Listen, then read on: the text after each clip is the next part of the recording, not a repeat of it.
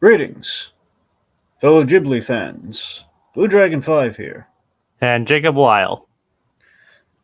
There are a few names in the field of animation that inspire awe and admiration, like animation master Hayao Miyazaki.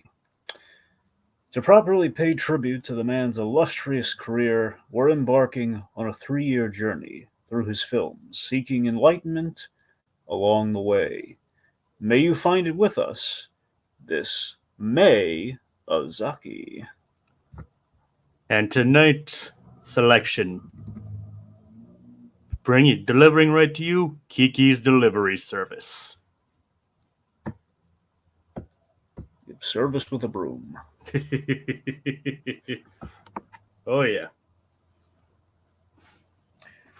So that's right, folks. We're kind of supplant. Yeah, we finished. We basically closed the book on Spielberg. It's going to be a long while before he makes more movies, at least enough to do a whole theme month on. So we've kind of decided to follow another directing great, the great Hayao Miyazaki, who also, I mean, for the most part, I mean, you never know what's in the cards, but he's kind of closed the book on himself. So there's kind of a 3-year plan, not 5 years. We're not Star Trek, but there's a 3-year plan, Yep. And we're just kind of breaking it down. So basically, we're going to kind of cut up into three installments, and what the other installments are, you'll have to watch us to find out. Yeah, it's kind of an exciting venture going to this kind of thing, because very rarely do we ever dabble in Japanese media on this channel, so this is kind of a new frontier for us. That it is, my friend, that it is. I mean, obviously, we've discussed things related to anime, manga, things like that before. Like, obviously, you guys talked about Totoro last year for its anniversary. Yes, and honestly, the main reason we're kind of doing this is that we really wanted to talk about Kiki, and we kind of realized that, well, I mean, we were just going to do Kiki for the heck of it, the same year we did Totoro, because why not? Then we realized, well, I mean, depending on how you look at it, the original Japanese version came out in '89, which, well, lo and behold, I believe that's the 35th anniversary this year, right? Yep. So we just figured, well, we have an anniversary coming up, and I mean, why not? Why just do one Miyazaki movie when let's just do it all. Oh yeah, over time, but let's do it all. And like Miyazaki is obviously well deserving of it, so yeah. And like I said, we haven't really explored a lot of Japanese stuff on the side of things. Like I said, the most I can name is like you guys have done Totoro, and earlier this year we discussed the unfortunate passing of Akira Toriyama. So hopefully we'll amend that and try and get a little bit more overseas action going on here. Who knows? They might even branch into some series here and there as well. Yeah. But that's down in that pipeline. We haven't even discussed anything yet. But for right now, we're venturing forth on this exciting new venture of May-azaki. Yes. We have a couple of comments. Kogias, hi. Studio Ghibli is one of my favorite film studios of all time. I think that Kiki's Delivery Service is my second favorite of all the films that Hayao Miyazaki directed. I was surprised when I learned that the film came out in '89 because of how good the animation looks. So yeah, I mean, so Cookie, you might want to comment, like, what is your favorite Miyazaki film? We might be covering that this year for all we know. Little Blue said, I'll go ahead and say I've never watched any Miyazaki film. Okay, just to clarify, Little Blue, the Miyazaki's a pun. Okay, it's Miyazaki. That's just what we're calling it. It's Hayao Miyazaki. Yeah, it's because we're doing it in May. Get it? So it's like, hey, May-azaki. We changed one letter. Well, and technically, the studio is they have more directors than just Hayao Miyazaki. Well, that's true. I mean, I think he just means for like the thing we're going for specifically, because we are specifically talking the Miyazaki, directed stuff. Because again, there's like a succinct number. Because Ghibli's going to still be around. That's the thing. Ghibli's going to still keep going. So we'll cross that bridge when we get there. But we're focusing on the man, the myth, the legend himself. Yep. Oh, he could clarify his favorite Miyazaki film was The Wind Rises. Ah. Which is definitely an interesting choice. Oh yeah. Little Blue's like, my bad. That's perfectly fine. No, it's okay. We made the pun. I didn't consider people might mistake that. I mean, it actually is possible because when you say Miyazaki, I guess sometimes there's kind of like you never really think about how it's spelled. You just kind of like how it sounds. Yeah. But yep, so Hayao Miyazaki, Studio Ghibli, and we're doing a pun based on it, May-azaki. Yep. I could And give you the whole the whole metaphorical well Miyazaki has deep maternal bonds and that's why we're doing it in the month of Mother's Day, but it's a pun. It's just one letter. That's the main reason why. I mean, I'd like to say it's a little deeper than that. I mean, you could read into it. It's not inaccurate, but it's a letter. yeah. Okay, so I guess just some opening kind of thoughts. I guess nostalgia on my part here. So I have odd nostalgia for this. I remember seeing this advertised so much on the Dragon Ball Z stuff that I had growing up because it was Toei distributed this, and because of that, they were advertising some of the other stuff, and Kiki was big at the time. This is probably during like the the re-release of the dub and everything, so it was being advertised.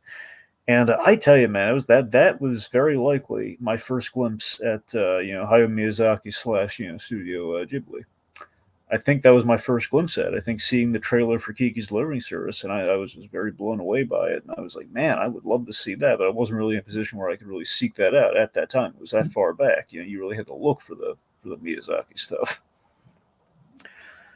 Yeah. But yeah, it always stuck in my mind, like this girl in a broom. Like, what is that movie? What is that? So of course, down the line, you kind of like you realize, oh my god, there's not just one of these movies, a whole bunch of these movies. And how I feel about the movie, it's this is my kind of Miyazaki slice of life Ghibli movie. This is like he's done it before. I prefer this to Totoro. Now, mind you, if I rewatch Totoro a few more times, I respect and appreciate that movie, but I still do not. I don't enjoy it as much as I do Kiki.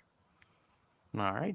It's this movie. It's down to earth. It's character driven, and it's got whimsy, but it's not super ambitious. And I kind of like that. There's like an instant likability. It's pleasant. It's easy breezy, which is really helpful when you have a character who travels by wind. And yeah, it's this. I think this is like a solid introduction to Miyazaki. I think it's an easier sell than Totoro, honestly, because I think you're gonna kind of have like it's like a dipping a toe versus like the big splash into this is what Miyazaki's all about. Well, this is kind of what Miyazaki's all about, and then we get into something that's really about what Miyazaki's all about. This is a good palate cleanser. This is like the good. This is the appetizer. All right.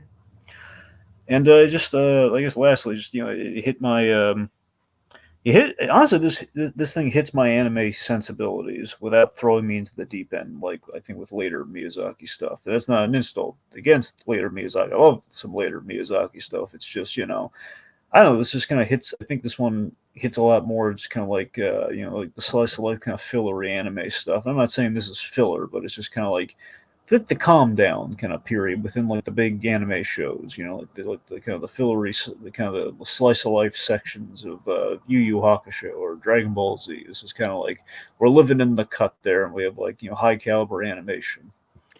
Yeah, especially it's kind of funny considering that this movie like came out right after both Totoro and Grave of the Fireflies. Mm-hmm.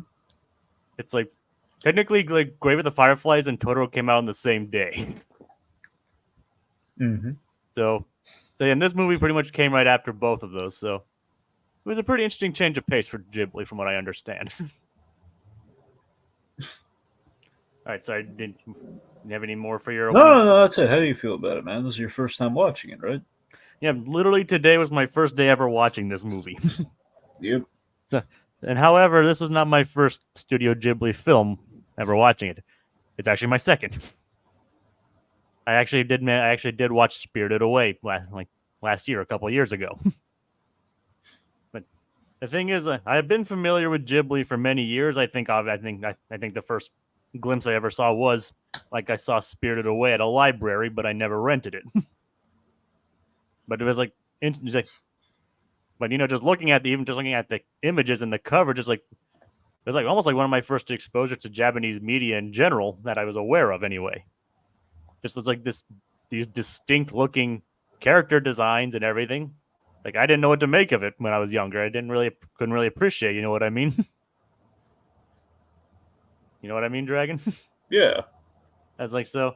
I mean, it's not because that's not that I didn't like it. It's just that it didn't grab my attention or anything. It's like well, to address some of these, like having only seen two, I definitely suggest you give them a shot. Little Blue and Kogi's like made some of the best films of all time. They're definitely worth watching. And yeah, as if this wasn't made clear, I do plan on watching more. Basically, not just because of this, but because I kind of want to. Well, there you go. So in addition to the four this year, I plan to get through a majority of their catalog, even outside of the Miyazaki stuff. But so yeah, it's like, but obviously this was a movie that I was familiar with when I became, more familiar with Ghibli, despite not having watched literally anything. I was familiar with their work. So going into this, I'm almost kind of blind. I mean, I gotta admit, Max's description of it is a little vague, considering that what it describes happens literally at like the end. So kind of a spoiler in the description there. Wouldn't you say, Dragon? Yeah. Yeah. So fortunately, it doesn't really ruin the movie too much. I really enjoyed this movie. I mean, I'm a sucker for like these kind of witch stories kind of thing. Like it's a down to earth slice of life kind of movie. Like it's kind of amazing how Miyazaki can go from making like these amazing high stakes films, but also these down to earth slice of life, just everyday living kind of things, even with these fantastical situations, like just simply a witch making deliveries and make a very compelling story out of it. And I gotta say, like the characters endear me. I love like the designs. I love the designs of the characters. The animation is great. And I really basically I just really like almost everything about this thing. And keep in mind we're going based off the English dub here. Both me and Dragon are based off the English dub. And I gotta say, I really like the cast they chose for this, at least in the English version. I think they really brought their A game for it. Mm-hmm. So I gotta say, I would definitely say this is probably a good introduction to the wider world of Miyazaki and probably Ghibli in general. And that's it. Okay. So let me hit you guys a little bit of background, like not a whole lot, but just a little some fun little tidbits about the making of Kiki. So Kiki's Literary Service adapts. There was a children's novel that came out, and basically this the Ghibli got the film rights to it, and it was in the works in '87. Originally was not directed by Hayao Miyazaki. It was directed by another guy. It's kind of interesting how that many times that works out in Ghibli's filmography history. Oddly, there's some fun parallels between this movie and Ratatouille. Oddly enough. And Howl's Moving Castle, funnily enough, in terms of the Well, production. well, that's a fair point. Yeah, a little bit of Howl's Moving Castle, but still, I don't know. There's a little bit of you have this, you have a different director. We have Janine Garofalo in this one too, and she helps. She helps in a big way in the third act. No, they're better parallels than that. I'm just throwing it out there. The whole we can have like the shop being open at the end. Like the whole I don't know. It's just, anyway. Regardless, yeah. So the director on this was Sunao. Originally, it was supposed to be Sunao Katabuchi. Now, Hayao Miyazaki was coming off Totoro, at least I believe, probably in the throes of finishing Totoro at this point. Basically, he was just helping out here and there. He wasn't really intending to direct or anything. Which again kind of reminds me of Lasseter coming off of A Bug's Life, and then he ended up basically taking the reins on Toy Story 2. It was like Ash Brandon was originally supposed to direct that. Anyway, so Miyazaki wasn't really intending on it, but he was basically working on the movie so much, he just kind of over time he fell in love with it. He just he kind of insisted on taking over.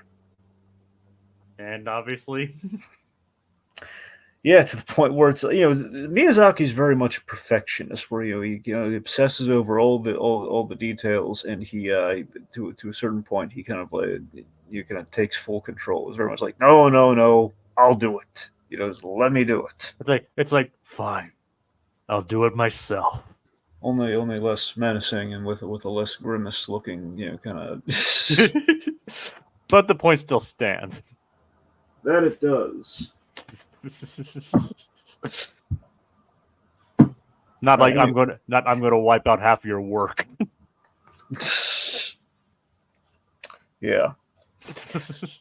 All right. So, let's see. So, a few things are really kind of. I think the big reason Miyazaki ends up doing this movie is, I think he really liked doing the research for it. Like he kind of led the charge on the research trip, and Miyazaki's a globetrotter. At the very least, he's had a pretty exciting life, pretty scenic, a lot of scenic locales, which he tries to put in all his movies. And for this movie, it's an amalgamation of some really great kind of like city and kind of townscapes here, where we have primarily there's a lot of Sweden in this, so it's primarily a place called Visby, Sweden.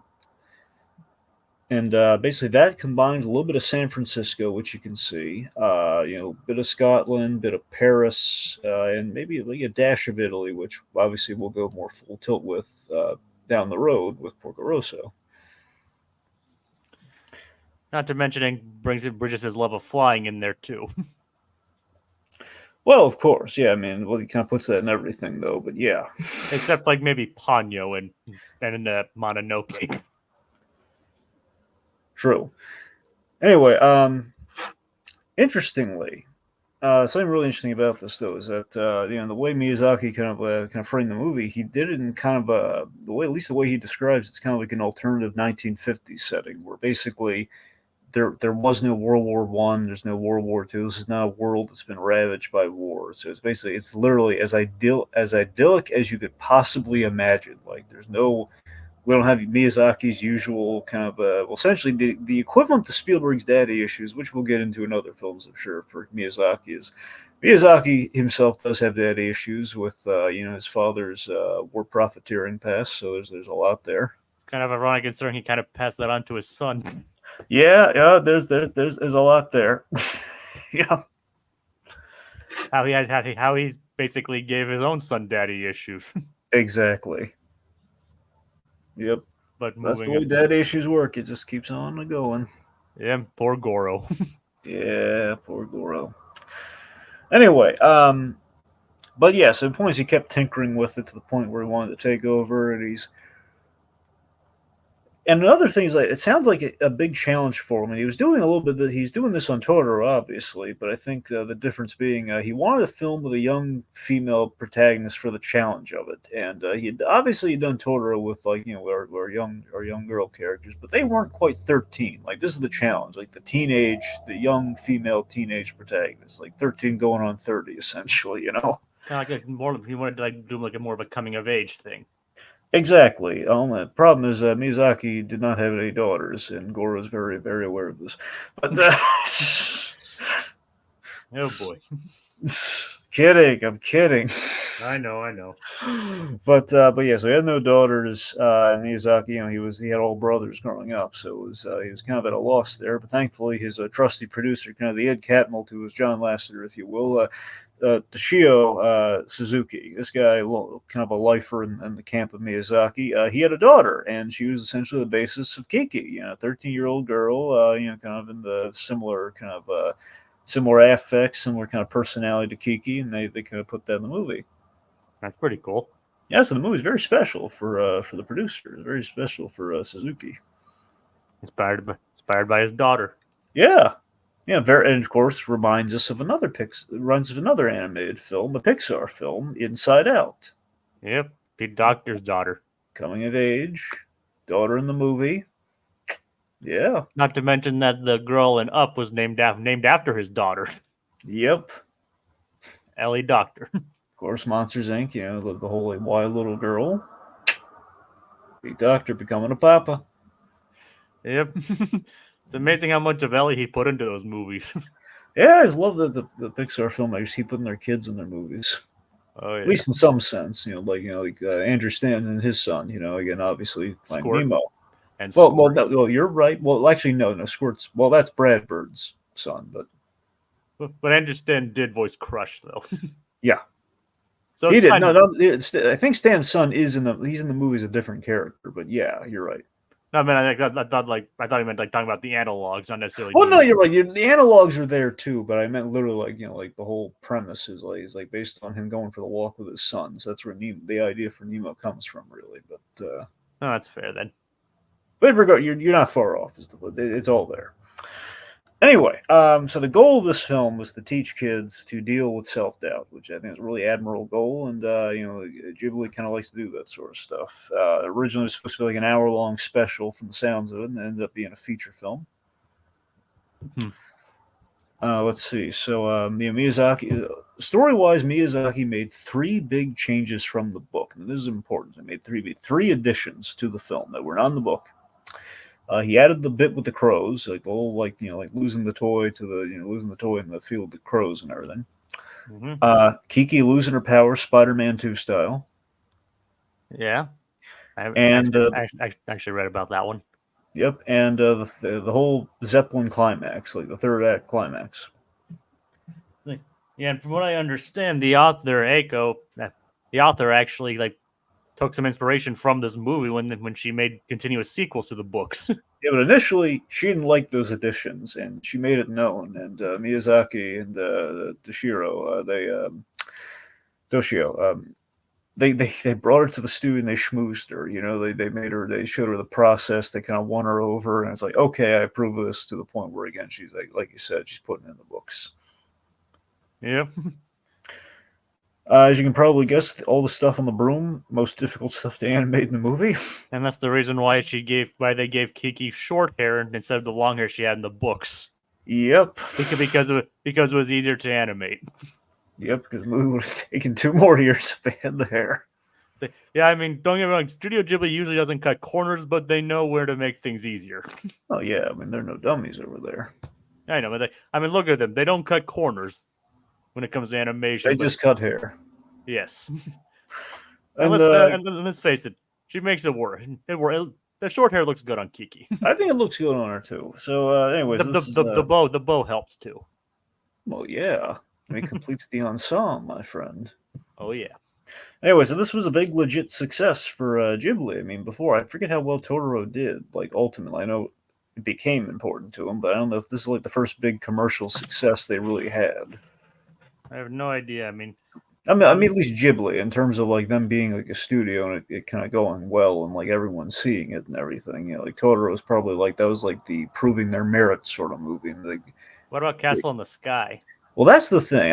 That one. I suspect if I remember how it went down, I could be wrong because we haven't gotten to that film yet. Obviously, so I can do my due diligence. But if I recall, um, I want to say they kind of met a little bit of resistance on Castle in the Sky because it was a little just kind of went to some dark places. All right. Admittedly, we do have comical pirates, so I don't know if that maybe how dark it really could be. But Mark Hamill. Well, I mean, we had like the bad guy going after Lapido. He's a very very dark character, so And from what I understand, it's like one of the few, like black straight up like hero versus villains kind of thing Studio Ghibli's ever done. Yeah, that's the thing. So I don't know if that kind of like that kind of maybe deflated deflated the Zeppelin. Let's go. But anyway, the point being, did really well, and of course, years later, all the Ghibli films get translated. We eventually do the dub, and Disney takes their crack at it. I think maybe around '97 or so, and a lot of recognizable voices. And here we are, including one of the final performances of Phil Hartman. Yes. Of course, Phil Hartman met a tragic end, and a lot of the films of the '90s are kind of best remembered for being kind of his last go at it. Yeah. Yep. I gotta say, he did a really good job in this movie. Well, that he did. That he did. So yeah, the movie kind of already endears us to Kiki from the very beginning. Like she's just sitting on the hill listening to the radio, and it's gonna be a full moon with a full moon with and basically a clear sky. I like how, and I don't know how intentional this is. I really like how the movie, like in the opening, like we kind of like very casually kind of like show, we don't over explain it, that yes, there are witches. Basically, it's our world, but there are witches in it, and we kind of like take an American audience watching this for the first time. So let's take everything you know about witches and kind of turn it on its ear, and like, what are the commonalities? Okay, so the witches, they kind of they dress like Kiki dresses, they fly on broomsticks, and there's some magic, but Kiki doesn't really know all the potions like her mom gets. So essentially, we take like the trappings of the witch, but we just kind of take away kind of the scare factor, and like like the Wizard of Oz that we're used to with a witch, and we're just going to completely make it the most like charming, affable. Like it's a witch, but it's a 13-year-old girl. It sounds like, depending on which version you're watching, sounds like Kristen Dunst. And Kristen Dunst did a really good job with Kiki. I mean, and she sounds bullish. She sounds very believable as Kiki. I just gotta say. Well, it's a young Kirsten Dunst too, which, of course, ironically, here's the trippy thing. I mean, this is like, I forget, it's the same. I think it's a year. Would have been a year after, but then again, with the whole posthumous thing, I'm not sure.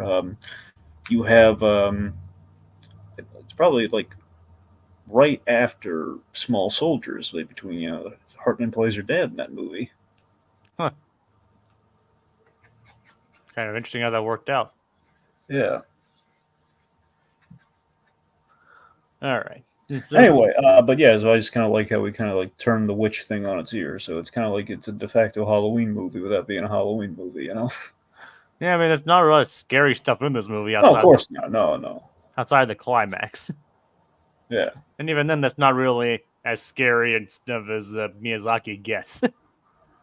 No God, no. I mean, we don't have like like deer heads that go up to like here. We don't. We're not doing that. What movie was that in again? That's Mononoke. Oh yeah, I We see have a lot. There's a lot of, honestly, the Nightmare Fuel one is probably, it's a cross between Spirit Away and Mononoke. Those are the Nightmare Fuel Miyazaki movies. I mean, I've seen Spirit Away, and yeah, I can probably see there is some nightmare fuel there. I But mean, No Face even. I mean, come on. but I'm guessing like probably more of it. Like I'm guessing from what I understand, like Mononoke is probably like, the most intense of his movies. He probably Yeah. even more so than Spirited Away. Yeah. Well, and like I said, what about like Nausicaa and things like that as well?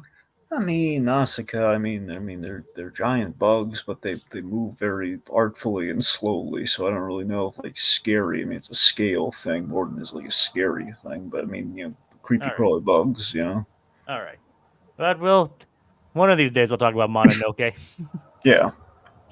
Who knows when?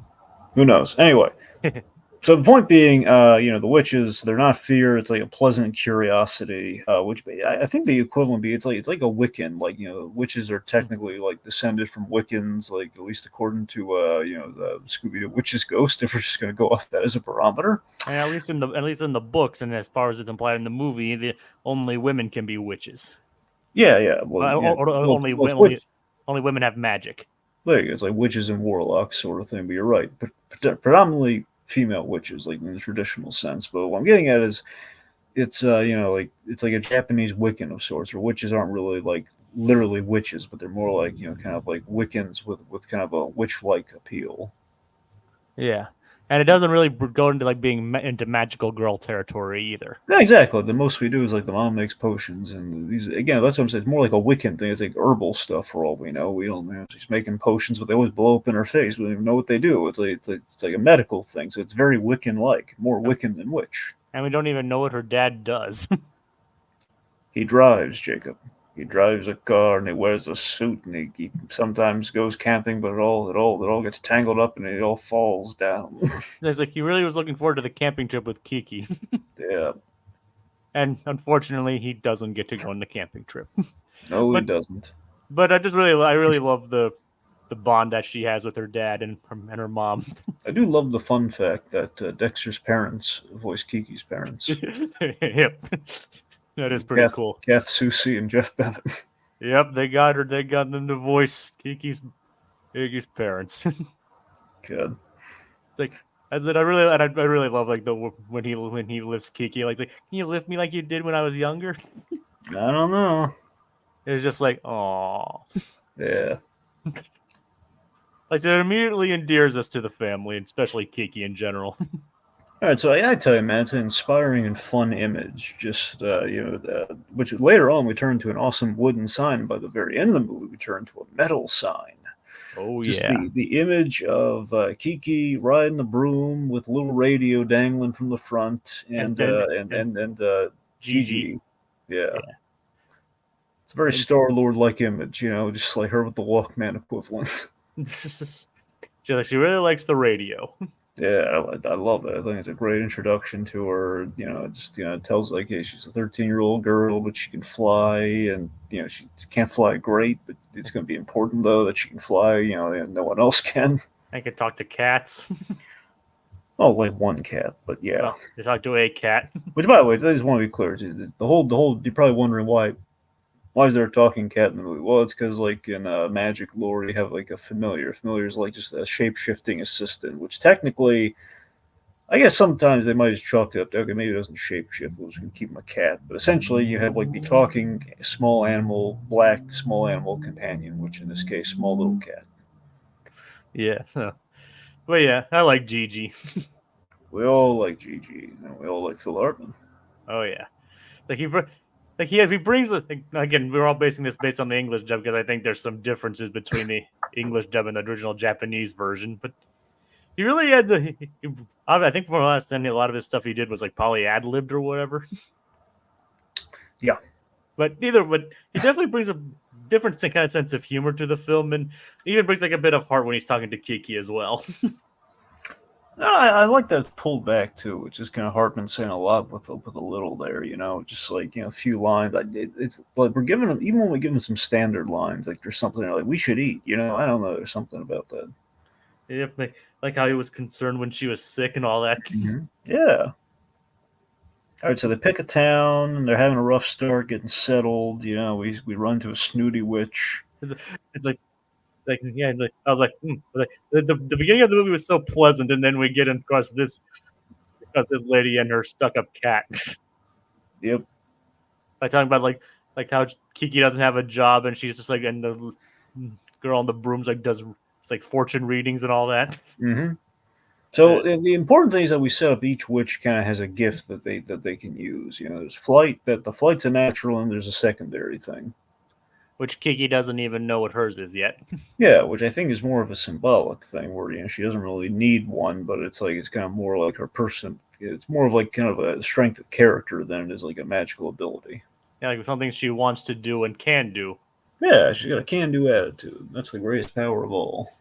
Yep. It's like so she arrives in town. Some people like her, some people don't. Yep. And she finds her calling when this bakery woman tries to return a lost pacifier to a missing baby to a baby, but Yeah. the mother's too far away. Now again, I don't want to just like keep praising the dub, but honestly, Jacob, I know a lot of Miyazaki fanboys who are dub snobs. Like they like, no, not the dub, only the subtitles. Dra- Dragon movies that Dragon. I'm not a big fan of dub purists either. I mean, or sub purists either. Trust me. It's like movies are meant to, and like even Miyazaki said, like my movies are meant to be watched, not read. Yeah. So I always make the point. This is usually like stuff like more of the series and everything, like Dragon Ball and everything. But I'm usually making the point of like a lot of hard work went into those dubs. It's not just like a half hack, it's like a half-hearted sort of thing. I mean, even dubs good or bad, like some work has to go into them. At least the good ones. Like even Miyazaki likes a lot of the English dubs of his movies. Exactly. So anyway, Tress MacNeille, I loved her as a Sono. I thought she did next. I think she was a standout as kind of our friendly pregnant baker. Yep. She was delightful. I love that it's just this kindly pregnant baker like offering the girl lodging and a job and just like it all because Kiki did again because she did something nice. She went out of her way to help like the woman with the baby. Yeah, I mean, I think they kind of ingratiated her because like she's pregnant herself. Yeah, exactly. And again, the May May-azaki, at least retroactive. That's what we're going with. Yeah, now Miyazaki very close with his mother, not his father, but his mother, and but And ironically, left not his, legends. ironically also not his wife too much either. Yeah, It's kind of funny how that all works out, huh? yeah, that's how it all works out. But still, though, again, a lot of that just kind of like, hey, like Miyazaki gravitating towards the female protagonist and being very, very respectable and loving towards the maternal figures and the mothers. I mean, yeah. So yeah, I'm saying, it's even here, the parallels are there. It's kind of funny. I don't think any of these protagonists have actually been mothers themselves. Um, I think you're right. We turned a young girl into an old lady once, but she was not a mother, so it does not count. Yeah, that was House Moving Castle. Yeah, Saying, I mean, obviously he's had adult protagonists, I believe, but I have not seen The Boy in the Heron. I should probably say that too again. Until it streams, folks, that's the one blind. That's my complete blind spot with Miyazaki right now. That's the one I haven't seen. so yeah, and obviously that the main protagonist of that one is obviously a boy. Yeah. Also, Castle of Cagliostro, but that's not for lack of trying. But eventually, I'll get to that one. We'll get there eventually. And that's not even his own creation. That's an adaptation of Lupin the Third. Exactly. So yeah, that one's kind of a gray area sort of thing. But again, eventually, But point being, And I believe Castle in the Sky is like a boy and a girl as a protagonist. like two protagonists. yes, but still not a mom. But yes, or a dad for that matter. But yeah. mainly, Well, we know why he doesn't want that one. he focuses a lot on the main characters being like kids and coming of age kinds of stories. Yep. And it's kind of like his bread and butter almost. Yeah. And don't get me wrong, he's great at it from what I see. Yep. And each one managed to be very distinct and different from each other too. Come back to me when he wins the Oscar. Wait, what? He did? Okay, come back. And not only did he win it, he won it twice. all right, Hayao. Don't wave it around. Keep in mind, he's the only person to win an animated feature Oscar by directing a 2D film. And both times, he didn't show up for it. Yep. Nice. I didn't know about the Boy and the Heron one. He didn't show up for that one, but I knew about the Spirited Away one. Yeah. Well, to be fair, Boy and the Heron, it's like, I'm an old man. Why do I have to travel? I'm not going there. Yeah. Tell them to bring the Oscars here, then I'll show up. Yeah, and then but Spirited Away was more because of the Iraq War. Well, we'll get there when we get the Spirited Away at some point. And also House Moving Castle. Yeah. Anyway, so let's see. So Pumpy and it's nice. He befriends this baker, and we should probably address this comment. Oh yeah. African Dad says, wasn't Tiki gonna be a part of this as well? It's like he was supposed to, and he was looking very forward to it, but we're having technical issues with Tiki, so sadly he was, And so now you're stuck with me. Yeah. Well, you don't sound so disappointed, Dragon. Okay. Okay. Anyway, I'll take that as a compliment. All right. Anyway, so our kindly pregnant baker, she's offering the girl lodging a job and helps her learn how to enterprise with the delivery service. Tonight, she really goes out of her way to help her. Gives her breakfast, a room, a phone line, and assumedly free bread. She does have bread there. I'd like to think that Kiki was given that bread. It's like, yep, it's like, so she doesn't have to just continuously eat pancakes. Yeah, it's pancakes and bread. It's like Toshio. I mean, not Toshio, but Gigi is perfectly fine with eating pancakes, though. Well, yeah, I'd be fine with it too. It's like, yeah, it was like when you look fat like a pancake, don't come crying to me. Yep. It's like, all right. So yeah, Osana was a really nice character. Like she basically let her like in exchange for like letting you borrow or use our phone, just help at the store every now and then. I mean, it's like he could probably do automatically anyway if she was staying there. So yeah, it makes sense. Yeah, and of course, Gigi seemingly gets infatuated with the cat next door, even though seemingly he has kittens with that. No, I mean at first it's seemingly because he like calls her a snob and things like that. Yeah. It's like, so it's seemingly there, but we don't know until later. Yeah. Speaking of love being in the air, let's talk about Tombo. Tombo. Yeah. Miyazaki's stab at Where's Waldo? Oh yeah, it's like he was a pretty cool guy. Oh no, he is. He is. I love the fact he looks like Waldo. I think it's funny. Like the striped shirt, Glasses. the He had hat. a hat of you, Waldo. Yeah. Anyway, but the nice kid with interest in flight, which kind of builds the bridge for his connection to Kiki. She flies naturally. He flies, with and and of, machinery, and and of course this ties to Miyazaki liking aviation. yes, the love of aviation. Kind of the whole bike plane, a hybrid idea, which is really cool. And again, in a world where we don't have like planes of death machines, which is the idea of this alternate '50s kind of setting. It's like, hey, we can, it's like it's bikes for fun, like planes for fun. Yeah, I really like his flying machine. We don't get it until later, but apparently Kiki doesn't really seem too fond of him at first.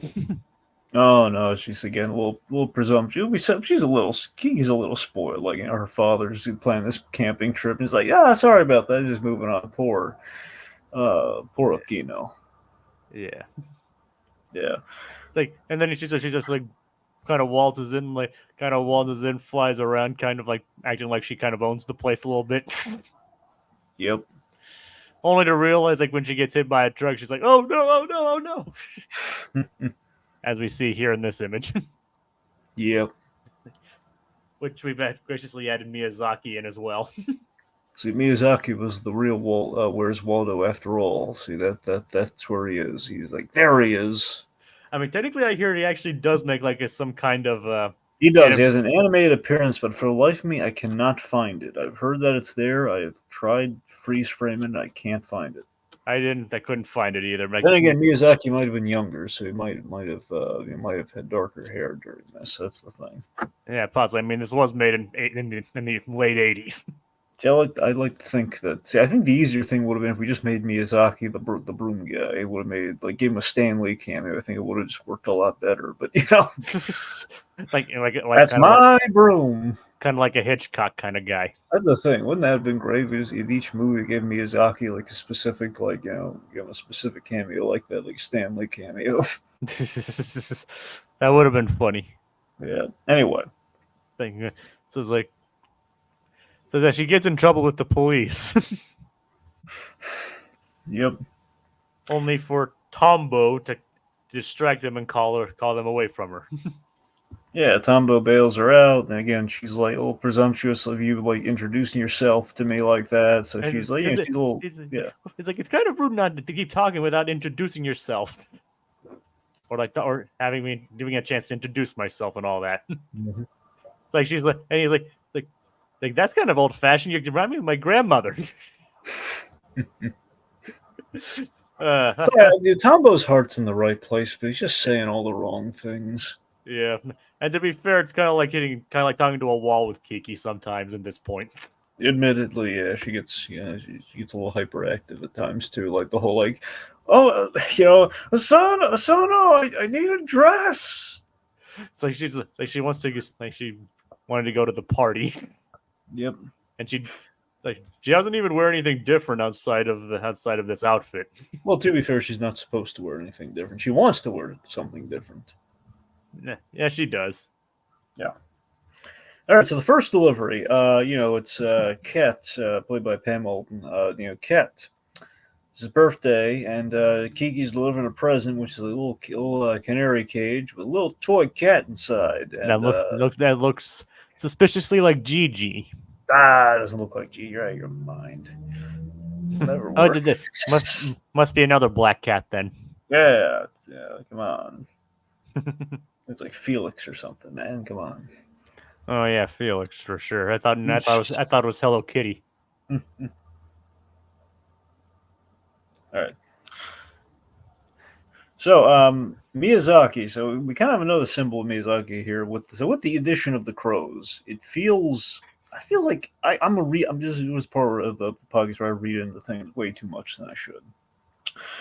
So Miyazaki always likes to have a strong symbol of nature in his movies, the natural world. And I like to think, given he went out of his way to put these crows in this movie, I'd like to think perhaps it's kind of they're antagonistic with the whole egg stealer thing. Like Kiki accidentally lands in a kind of smashes into a nest, doesn't kill the eggs, but she's being attacked by the crows because of this. Later on, they're calmer. There's a bit of an arc there, thanks to Ursula.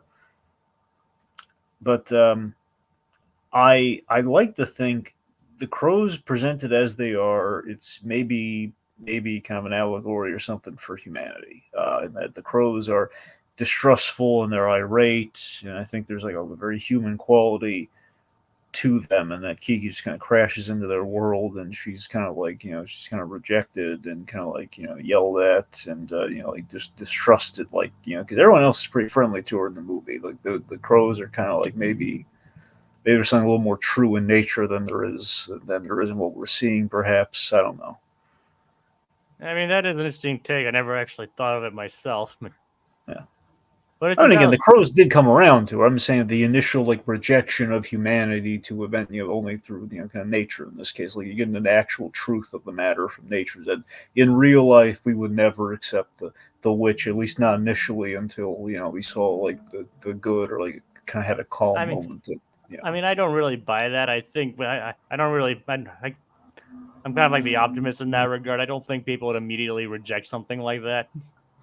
Well, I'm not saying necessarily people. I'm saying that I think that's the perception, maybe, of like if there's any truth, perhaps like if there's a cynical worldview, like which again Miyazaki can skew a little darkly towards well, we know for a fact Miyazaki does skew really darkly to humanity in terms of like all the war related stuff that he's done. It's very much like kind of that But nature of man sort of thing. but even then, he still always sees like the best in humanity at the same time. Yeah, you're right. I'm saying there's an optimism there, but there's also definitely the Oh, resistance that's more. initially. It's more like he acknowledges the darker side, but obviously shines a light on the brighter side. Yeah, I mean, it's all about like the conflicting ideals, where it's the Oppenheimer thing. You want to build something beautiful, but all these beautiful like magical or mechanically magical things, but they come at a cost, a grave human cost, or a grave something that's going to like endanger the world, sort of thing. Yeah, so sometimes just Anyway, the point being, the crows are kind of like the main natural symbol that we do have in the world. That's, I guess. yeah. Not only that, because she didn't listen to another force of nature, the geese. Mm-hmm. It's like she ends up dropping. She ends up. That's what causes her to drop in with the crows in the first place. Yeah, it's kind of an Icarus thing. It's kind of like she's flying a little too close to the sun a little bit. in this But in this case, too close to the wind. yeah, which of course, depending on how you look at the third act, it depending on how you look at it, like she's either going up against her own self doubt or the actual wind, which we kind of set up here with the geese. So we're kind of setting up the force that she's going to have to kind of try and traverse. Basically, she's her own worst enemy in this movie. Yeah. All right, Code Geass anime fan. What you're saying about Oppenheimer describes the conflict of the wind rise. Well, that's exactly the parallel I'm trying to draw. Code Geass. The wind rises is very much Oppenheimer. Which Like is that's no kind of accident. That's. it's kind of interesting how that movie was like Miyazaki originally wanted to do like a sequel to Ponyo, but it's like nope. Toshio Suzuki was like nope, do a movie about this, Yeah. which we'll see how that turns out. I haven't seen Wind Rises, and I just literally like before we started watching Ponyo. Hmm. Well, technically, I had seen a little like the first 10 minutes or so of Ponyo before, and I never finished it, so I'm finishing that finally. All right. So, yeah. All right. Let's see. So, yeah. Anyway, so we have like a little bait and switch plan where we have to fake the gift. So Because it's like she drops it. She accidentally dropped the gift, but she managed to keep the bird cage. And since the cat toy looks suspiciously like Gigi, she has Gigi pretend to be the toy, not even allowing him to breathe. which is pretty funny, and just the cat in terror being caught and having to be very still, and the dog. We have this big old dog, which to a Name little cat like that is terrifying, but big old dog named Jeff. yeah, Jeff, very friendly. He's just a cool guy. Yeah, impressively, he can close doors. Yes, unless they figure out how to close how to open and close doors. Yeah, Yep. so fortunately though, Jeff is not one of the kinds of dogs that like to chase after cats. Yeah. No, he realizes that Gigi's obviously a real cat, and once Kiki shows up, he's just like, okay, here you go. Yep. You can have your cat back. It works like a charm. They swap out the toy for Gigi. It all works out, and of course, the reason it all works out is thanks to Ursula. Yep, Ursula is like she actually found the toy and fixed it while Kiki repaid her by basically cleaning her house. A lot of indentured servitude payment in the world of Miyazaki. Yeah, at least in this movie, indeed. It's very much the whole freak at your wallet, clean the dishes kind of mentality. Yeah. I mean, hey, if it works, it works. I'm just pointing out that it's there. Yeah, I know.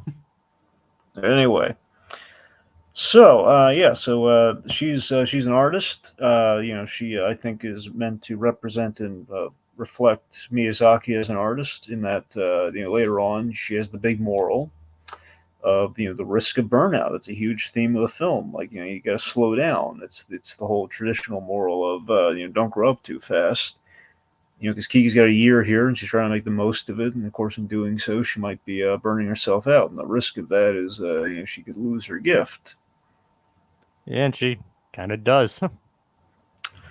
Yeah, it's like that existential dread of like, did I lose my gift, or is it like art block? Which that's essentially what Ursula says. You just gotta like look for your inspiration, look for what the spark is. Like very a lot of parallels to for me, kind of remind me a lot of Avatar: Last Airbender, where Zuko had to learn a new way of firebending. And like watching the dragons. Exactly. So something like that. It's kind of like you have to find like a new source of inspiration. It's not going to cause you like inner turmoil and conflict and such. And in this case, it comes from helping others for Kiki. Yeah. So speaking of her helping others, the madam, we have this old lady who may or may not be. Did you think the madam was blind? Is she blind? She has a caretaker, and her eyes look kind of glossed over. Like, what do you think? It's like I don't know. Because I don't think she's blind, but I didn't think about it until the rewatch today. Wait, could she be blind? I mean, it's entirely possible, but I don't think it's ever kind of even implied. I mean, considering like how often she helps around the kitchen and everything, and like points out things to Kiki and all that. It's also kind of hard to tell because all the anime characters they don't really have pupils. They just have what I mean. Like they have like it's just the iris. Yeah. Yeah, so it's kind of hard to I don't know. She's like here's the thing, all the other anime characters essentially. I mean, for the most part, they have like black or just kind of like really dark brown eyes, and you have like this one lady who's like blue eyes. So it makes me think maybe possibly blind or just unique. Probably, I think I'm going to go with unique on this one. Anyway, I mean, but nice lady. Yeah, and her caretaker Barca. Yeah, played by the incomparable Edie McClurg. Yep, he's a righteous dude. And the lady who gets excited about dirigible crashes. Oddly enough, yes. It's like, oh yeah, look at them fight, look at them fearing for their lives. She's a sick puppy and she's trying to fly the broom. That lady's got problems. Let's talk about that. Okay, it's just the fact that it basically takes Kiki's broom and tries to fly with it. Yeah, woo! It's like, Barca, what are you doing? Nothing. Just sweeping up. These brooms aren't meant for sweeping. But that's just what they'll do. One of these days, these brooms are gonna fly all over you. Yeah, then they're gonna go to a well and they're gonna put a bunch of water splashing all around the place. It'll be a whole Oh god. It will be a really nice choreographed sequence though. It'll be great for the album. Yep. Anyway, so nice kindly old lady. She got a granddaughter. She's got a birthday coming up, and Kiki sacrificed. It's the big night of the party. She wants to go to Tombo's party. Like surprisingly, considering at this point she didn't even care much for Tombo in the first place. Well, I think they. Oh yeah, you're right. Yeah, I shouldn't really. Yeah, you're right. Thomas just showed up, and he just basically dropped off the invitation and just kind of left. But she decided she wanted to go anyway. Yep. And even wanted to get something nice to wear for it. And do you think it's because of Tombo, or is it because she wants friends? I think it's because she wanted for the dress or just in general for going to the party. No, I just mean like going to the party. Why she say yes to going to the party? You think? Probably to make friends at first, but also probably partly because of Tombo. Yeah. Where's Tombo? Well, I'll tell you where he is. He's waiting in front of the bakery for Kiki. Yeah. So yeah, it's baking the pumpkin and herring pot pie. I think it was. Yeah, well, I don't know if it was a pot pie, but I think the fact it would have to be a pot pie. I think it's like a heron, like a heron pie. Herring. Sorry, herring. You're right. So I'm thinking of the other thing, right? I- But it's the herring pie. It sounds like such a bad idea And it- in concept, doesn't it? And it's like pumpkin and herring pot pie or something like that. Yeah, but it looks like an actual like pastry though. That's what weirds me out about it. Because initially I thought it was like a themed cake, like a cake in the shape of a fish. I mean, to be fair, such snacks like that do exist in Japan. No, you're right. I'm not saying it's like inaccurate. I'm just saying like it's funny, like the way it animates and you see it, like again, just like American audience looks like a cake in the shape of a fish, but clearly it's not. It's like a pot pie, probably. Yeah. And also clearly has pumpkin in it too. By the way, I'm convinced, Babish or somebody has probably recreated the Ghibli food, so this thing probably has been realized. At least someone on that channel has. Yeah. I'll actually give that a look real quick. But yeah, this, what I understand, Ghibli does a lot of food animation. This movie doesn't really have that much of it, but it does make it look pretty good nonetheless. Oh God, yes. I mean, just wait till you see him do bacon. What movie was that in? Well, I have a few movies actually. Main one being Howl's Moving Castle. Ah. Yeah, that's bacon for you, man. It's I'm surprised you didn't say Porco Rosso. Well, no, that would be horrific, Jacob. I know. However, I do believe it is also in Spirited Away, so that's messed up when you think about it. Oh yeah. The Babish channel did have herring and pumpkin pot pie. Called it. Yep, they did make it. There you go. All right. So there you go. If you want to figure out how to make herring and pumpkin pot pie, go check out Babish. Yep.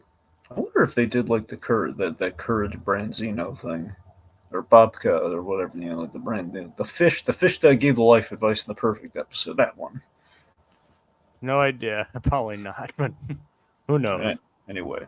But yeah, it's this movie obviously isn't the go-to for Ghibli food animation, but it still looks good nonetheless. Yeah, I'm sold on it. I mean, I am too. I mean, I don't even really like fish, but well, no, I'm not gonna eat that thing. I'm sold on it being looking good. It's I said, it looks good. Yeah. Yeah. It's just don't eat the food in Spirited There's Away. something later in this I would absolutely try, but we'll get there. It's just don't eat the food in Spirited Away. Actually, I'm not even gonna wait. I'm just gonna tell you what they make later in the movie. Later in the movie, we have the Kiki cake. Or the cake that has Kiki's logo on it. Yes, that is the cutest, most adorable gesture I've ever seen. I love it, and it looks delicious, and I would like to try it. And of course, the interaction is I want you to give this to a young delivery girl. And then that whole interaction. Oh, I don't know her birthday. It's oh, I bet if she knew your birthday, she'd do something nice for you too. It's a deal. So that's what I'm saying, man. That's nice. Made her a little thank you cake because that thing's a Kiki. She sacrificed what she wanted to do right because again, she was already paid for the botched delivery because they screwed up the stove and it wasn't ready yet. But Kiki went out of her way to stoke the fire, make the pie. And ran late for the party, got sick because she is in the rain. And went all the way through that rain to the granddaughter's house for her birthday. And the granddaughter was an absolute snob. Yes, just awful. So seriously, an hour into the movie, we hit the low point where Kiki's gone out of her way. Her business is the thrill's kind of gone, and she's sick, and she's got a she got a cold, she's all wet, and she didn't go to the party, and it's all sad. It's all sad, man. Yeah. Yeah, And the strangest thing comes when we see Gigi try and talk again. We hear is a meow, yeah. which is a Well, that's actually after the other low point of the movie, though. But I yeah, know, but strange thing. That's when he starts getting closer and closer to the other kitty. yeah, a lot of reads in the whole thing with the cat about her losing the ability to talk to Gigi.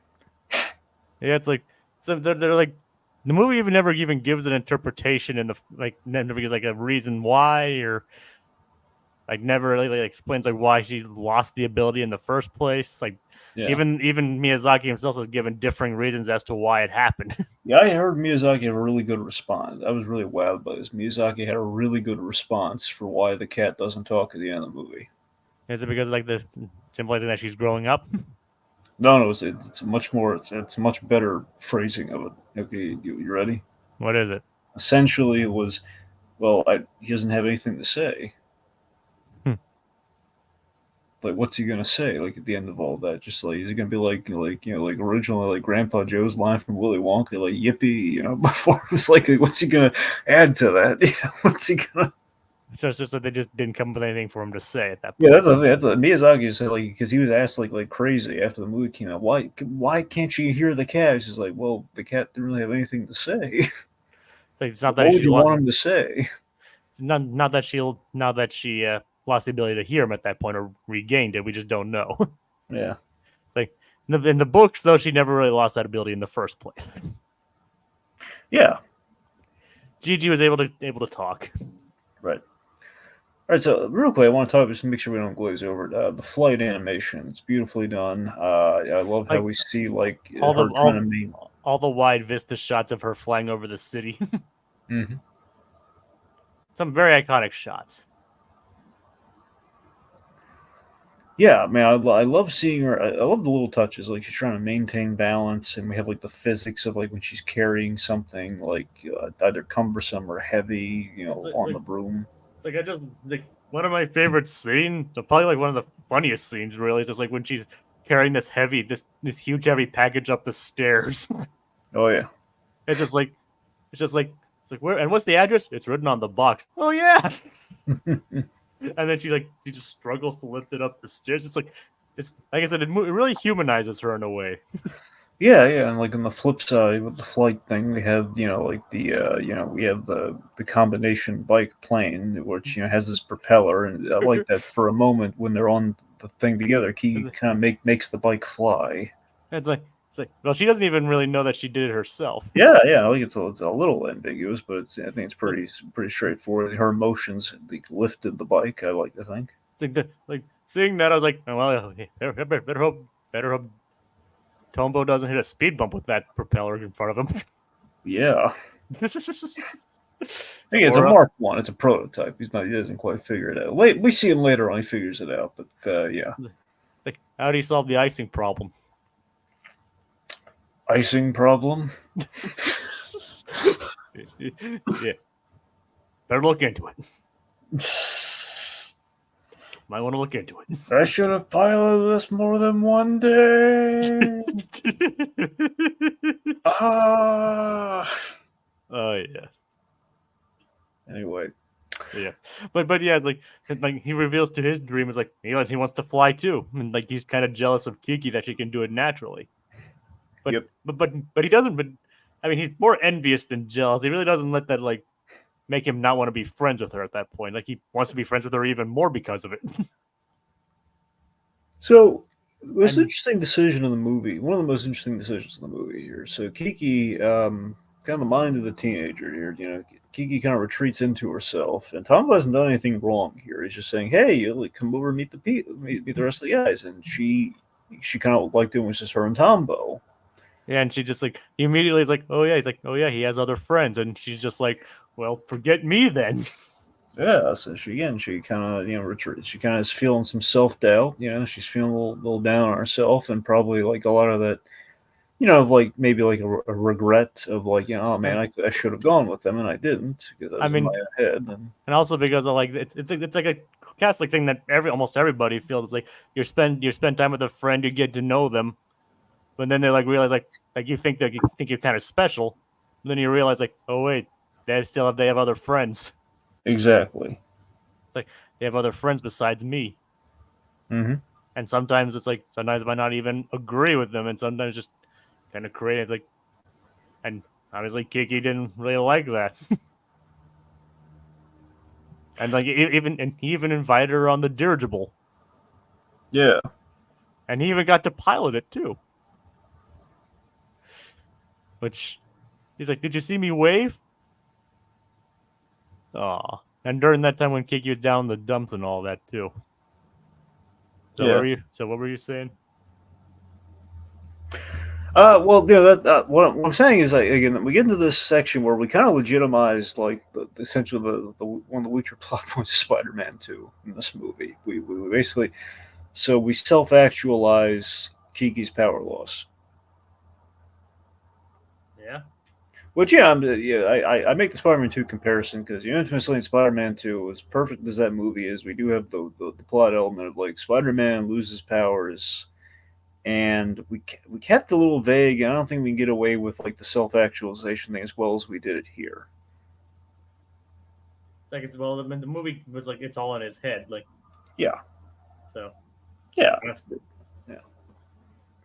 I'm just saying, like, there, like, here we have ambiguity. There, it's like, well, we need like a direct reason. Like, why is it not? Even if it's in his head, like, I don't know. Like, that doesn't, like, it didn't affect him at all in the first movie. I don't know. Well, it's still made for a great movie though. Oh, of course, it doesn't make it not one of the best sequels ever. you know. Yeah.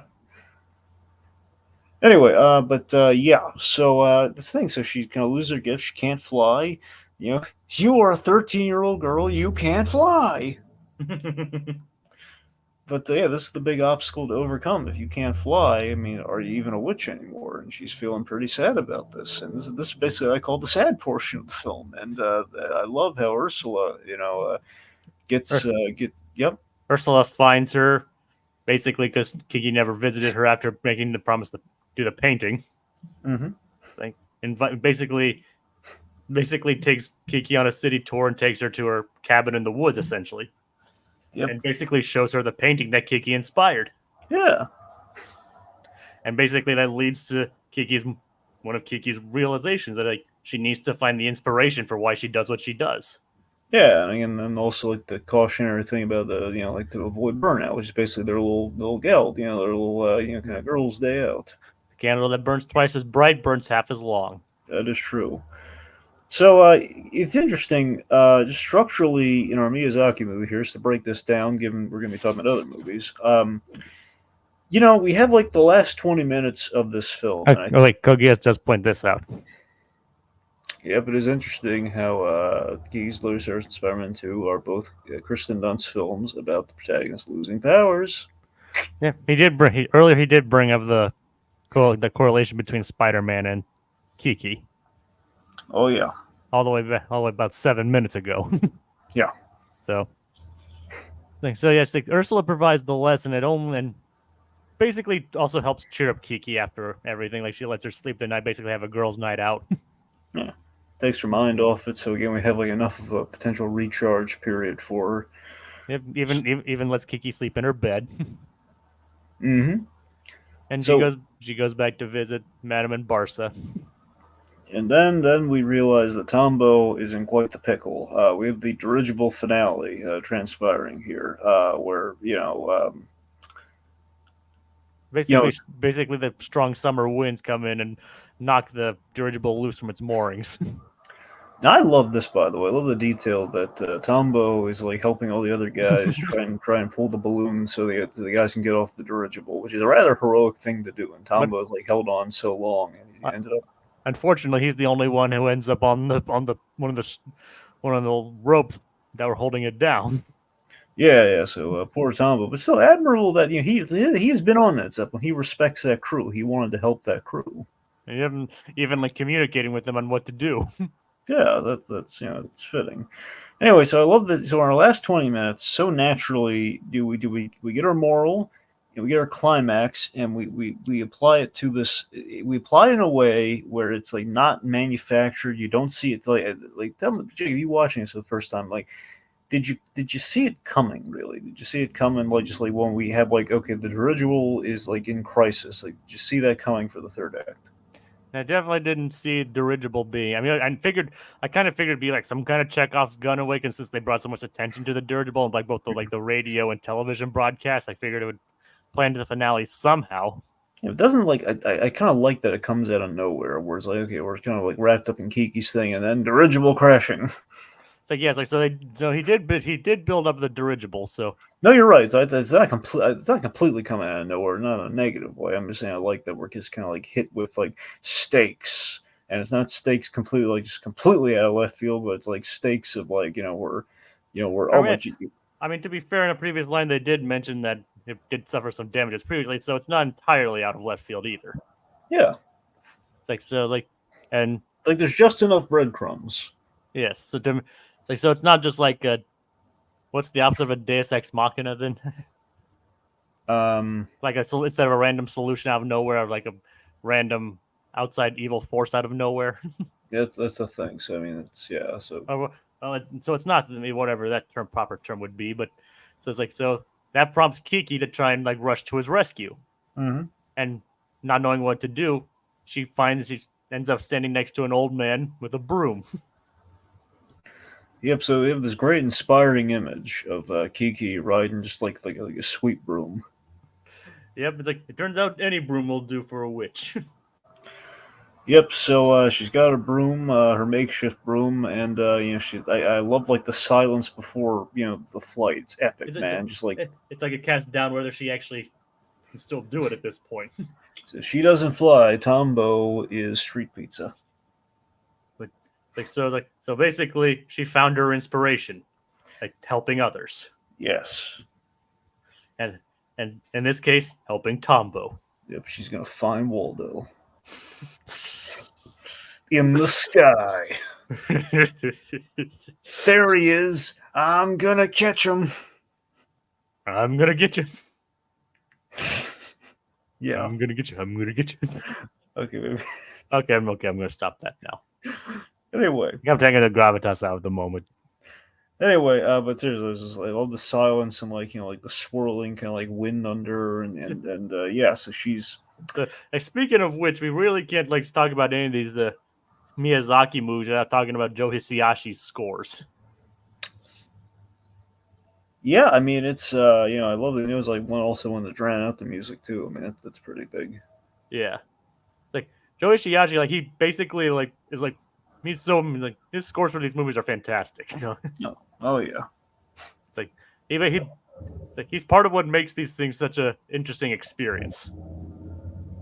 So so I'm sure we'll talk into it more, get into it more with with the other movies, but it's like so. Kiki, I lost my powers. Peter, you're gonna cry. Oh God. I missed the part where that's my problem. God. Oh God. Yeah, when I lost my powers, I ran into a burning building and saved a small child. What did you do, Kiki? Did you? Oh, did you fly? You got your powers back? Catch that falling boy? Oh, Oh. yeah. Let's throw a parade. Oh, look, there's my Spider-Man balloon. There's how you like that for your parade, Kiki? Oh God. As them do is apparently we're just having Spider-Man kick the small children while they're down. At least the teens kick a teen while they're down. Spider-Man. Remember, kids, eat your vegetables. Oh my God. Anyway, Yeah, it's like so. Unfortunately, the dirigible eventually crashes into the clock tower. spectacularly though, that was an amazing crash, isn't it? It is because it's a shame because that was such a nice clock tower too. Yeah, it is. But I also really love I love the tension here in that Kiki. It's I think it's a little ambiguous. Like, is it her power? Is it like the self doubt of like what she's doing that keeps throwing her down, or is it like the wind? It's like the summer wind, just like blowing her like up and down all over the place. Because we saw what it did with the geese. And she's trying to blame the broom. Yeah. She's like, it's like be a nice broom. Well, Like, and of what course, do you think? Do you think it's the wind, or do you think it's like her own like kind of like her trepidation? I mean, I think it's like mostly her trepidation about the whole thing, but like partially also because like she's like trying to rescue someone who's trying to fall and it's trying too hard and she can't be too precise at this point. Yep. Like it's like she constantly the movie like teeters on for like 30 seconds where she's like trying to get close, but then she gets too far, like trying to catch him. If we learned anything from Deadpool 2, it's beware the wind. Yeah, but then the unthinkable happens. It's like Tombo loses his grip.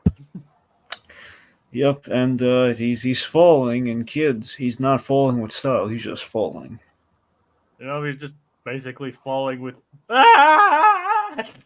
And she catches him. She catches him. Batman Begins style. It's like, oh my god, oh my arm, oh. So yeah.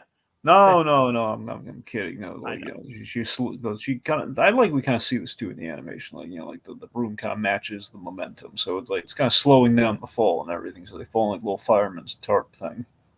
Yeah. Then everyone cheers at them having Kiki having saved the day. Yeah, and again we have the thing where the cat's still not talking. Read it however you will. Miyazaki just didn't really have a good line for him. I think we should probably read it again. I don't know. I guess we should probably just read it as like she doesn't need the familiar. She's independent now. Yep, and who knows, she might be getting another one down the line too. It's possible. It's like well because like, she sends a letter to her parents. She's just and basically and then Phil. Oh, actually, wait. Yeah, I'm getting ahead of myself. Yeah. Is this something we really should talk about? The bridge into what you're talking about. So Miyazaki is very proud of this. Actually, this first time, I think it's the first time he did this. First time he did kind of the epilogue during the credits. So he was very proud. He calls it like a mini sequel. It's really like an epilogue, but like a mini sequel to the events of Kiki. So again, the movie essentially ends with "Yay, Kiki saved the day," and then credits. But those credits, we get a lot really nice little mini wrap ups to things. Where Kiki gets her own metal sign. Yep, Asano had the baby. Aw. Which is nice. We have the bike plane, I fully realized. And it's working, and Kiki's flying around it with him. Yep, and then lastly, Kiki's not. I like to think they eventually become an item in the future. I would. You mean Kiki and Combo? Kiki, yeah, I would like to think so too. I think it's pretty. I look, Jacob. The way honestly I read it when I look back on the movie is that Kiki's.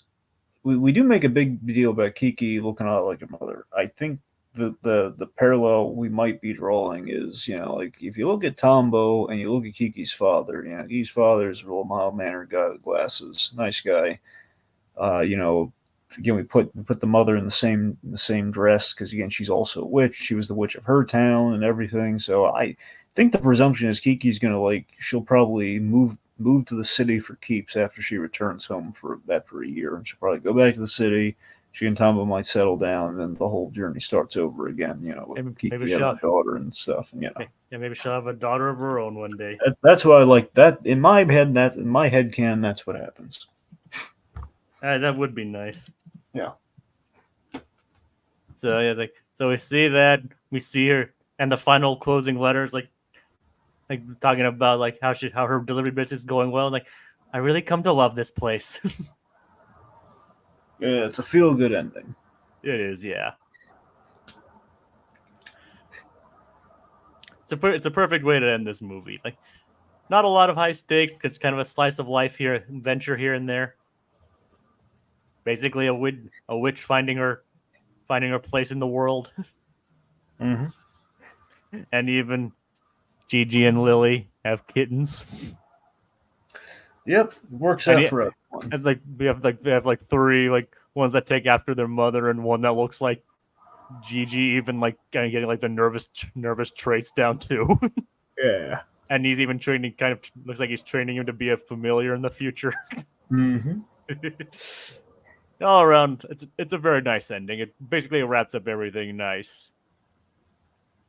Uh-huh. And everything. So yeah, I don't really have much more else to say about that, but other than that, it's a really good way to end the movie.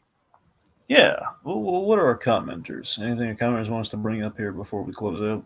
It's like, well, after all these, it's like, can I have my broom back? You'll get your broom back when you fix my damn door.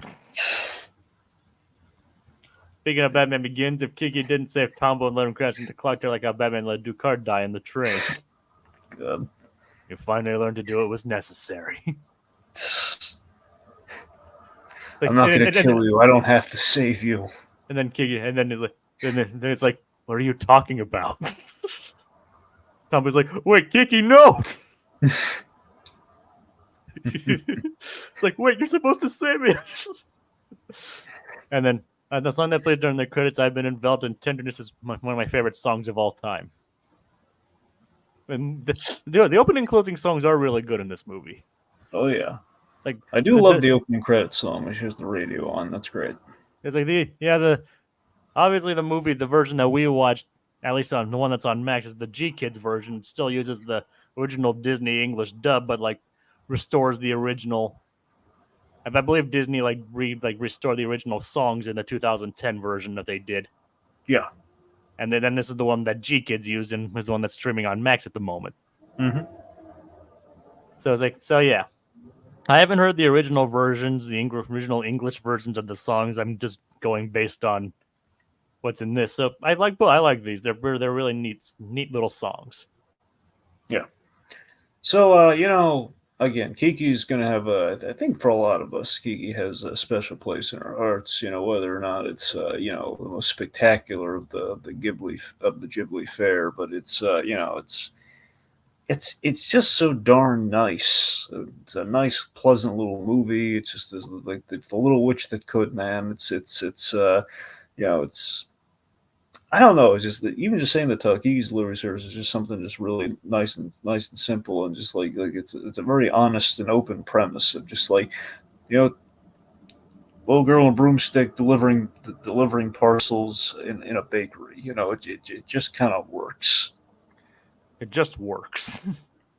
Yeah, but seriously though, it's just nice, and we need a nice slice of life thing sometimes, and I think Ghibli delivered on that, and I think it's a nice kind of cozy little movie. It's just something really really nice about it. It's like some of Ghibli's best movies are just like these, like not these high stakes epic dramas and or anything. Just just a simple everyday story. Like even one that features a young witch like this. It's like I can kind of see myself relating to what Kiki's going through. Yeah, It's not like world ending stakes or everything's gonna be destroyed. No, it's just her on a personal journey. yeah. And, Plus, it's a nice simple plot too. it's not Coming of overly, age. it's not complex, but that doesn't make it bad. Yeah, It's like, I mean, and I understand like Totoro's kind of similar to that too. It's like really not much of a plot, just a bunch of pleasant things. Still a very good movie nonetheless. yeah. I mean, I'd say Kiki's a little stronger with it, like story wise. But that's the thing. Totoro was still early on this, or they're still figuring out Totoro. And I think Kiki benefited from being after Totoro because of that. I think that's when they had more of a like Totoro is a very visual movie. It's like it's storytelling without we get a lot conveyed visually. Kiki don't normally get things conveyed visually, but I don't know. I think I think it improved on that element. Yeah. That's just me. Anyway, let's Again, thank the folks. I don't really have much to say considering I haven't even seen Totoro, which is kind of a shame. I know, Yeah. but so it's like, thank you, Kogia, Little Blue. We had Richard's Victims here, and yeah, so thank you guys for tuning in, and thank you all for watching in our inaugural installment of Miyazaki. All right, folks. It's time to board our plane and take off, but don't worry. We'll don't worry. We'll return to spirit you away to the world of Miyazaki real soon. Until next time.